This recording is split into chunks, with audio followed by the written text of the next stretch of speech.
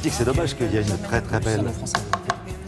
Sarah Doraghesi, excusez-moi, je peux continuer l'émission. C'est très bien allemand, oui. Je lui ai demandé oui, comment parce qu'il a tendance à un peu à accaparer... Comment tu prononcerais Germaine? Mais en fait, non, Germaine... français, donc on dit Germaine Krull. Alors, nous allons parler d'une photographe donc, que tout le monde ne connaît pas forcément. Germaine On lui consacre Krull. une très très belle rétrospective. Ouais. Germaine Krull. Krull, comme Krull sur les commandes, ce qui est vrai, c'est vrai, Krull sur le travail. Non, mais absolument, ça ne s'écrit pas pareil. Seigneur Jésus. Attendez, j'ai pas mon carte. J'entends quand pas même mon au loin carton des jaune. applaudissements. Oui, C'est mais que ça, quand même, c'est c'était pas... terrible. Il y a Voilà. une personne qui applaudit, hein. C'est pas... Voilà, non, mais... Carton bleu.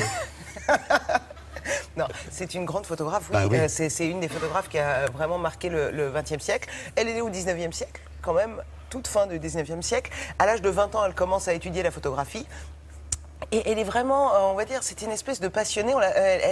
Elle faisait un peu ce qu'elle voulait et par amour, elle suivait comme ça, elle rencontrait un garçon, il allait en Russie, elle la suivait en Russie. Puis après, elle a ouvert, elle s'est dit non, j'arrête la photographie à un moment de sa vie. Puis elle est partie ouvrir un hôtel en Asie. On l'appelait le chien fou. Elle était une espèce de touche-à-tout humaniste. Toutes les photos qu'elle faisait, il y avait une âme. Chaque photo devait raconter une histoire. Si bien que même, elle faisait même des illustrations pour des romans policiers.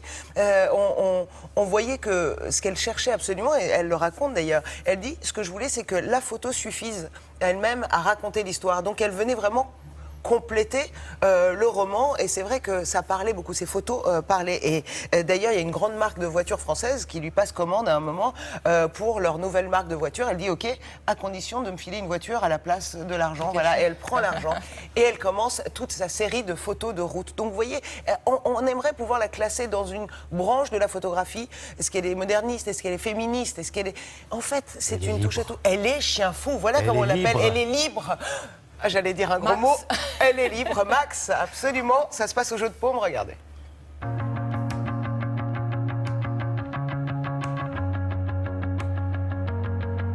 Ici, on est en train de découvrir cette femme, Germaine Krull, qui se faisait appeler par ses amis les chiens fous, parce que c'était une femme qui était allée à la découverte du monde.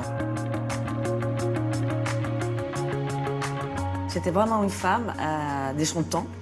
Elle aimait les voitures, la vitesse, tout ça que les femmes à l'époque n'étaient pas censées aimer.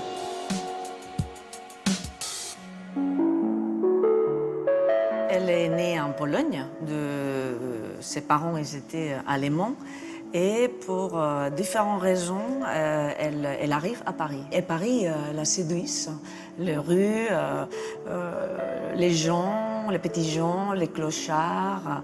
Et aussi, ça quelque chose qui la touche beaucoup, c'est tout cet progrès autour de ce qu'elle appelle le métal. Elle fait vraiment son célèbre portfolio d'images, des constructions métalliques, bien sûr à la Tour Eiffel, des ponts, etc. Et c'est ce portfolio qui la rend célèbre à Paris et aux années 30. On peut le considérer aujourd'hui comme une sorte de précurseur de photoreportage. C'est-à-dire qu'elle s'intéresse justement à l'évolution de la société, une évolution de la société qui est liée, bien sûr, à la construction des tissus urbains, mais aussi aux gens. Et elle est en train aussi de rompre certains préjugés autour de la femme. Il y a des photos de nus, des femmes nues qui sont extraordinaires. Faites par une femme, c'est aussi extraordinaire.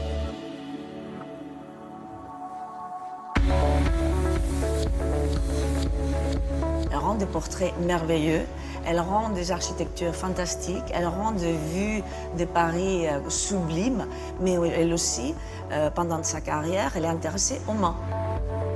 C'est-à-dire, qu'est-ce qu'expriment les mains des êtres humains? Il y a toute une série ici qui est merveilleuse sur les gestes, qui est très intéressant.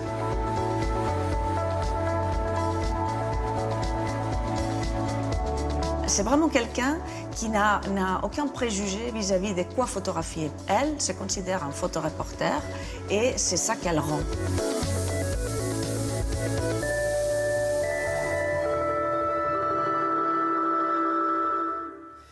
Elle était vraiment libre, même dans toute sa production, en fait, parce qu'elle est Oui. très, très variée. Alors d'abord, c'est intéressant de voir le regard d'une femme quand elle fait le nu féminin aussi. Ouais. Il y a une autre ambiance dans les photos que si c'était pris par un homme, et on le sent. Elle avait un faible pour la ville de Paris, elle avait un faible pour le fer. Elle est allée à Amsterdam photographier les monuments, les travaux, les ponts qui étaient en fer, elle adorait. Et puis elle a découvert Paris, et là elle tombe complètement amoureuse de Paris et elle commence à faire des photos incroyables. Vraiment, il y a toute une salle qui est réservée à ces photos qui s'appelle Mes Fers. Vraiment magnifique. Et puis les nus, vous allez voir, allez-y si vous voulez voir un regard différent d'une femme sur le nu féminin. Vous avez jusqu'au 27 septembre et ça se passe au musée du Jeu de Paume à Paris. Merci beaucoup. Germaine ça. Croul. Merci. Merci à bien. vous.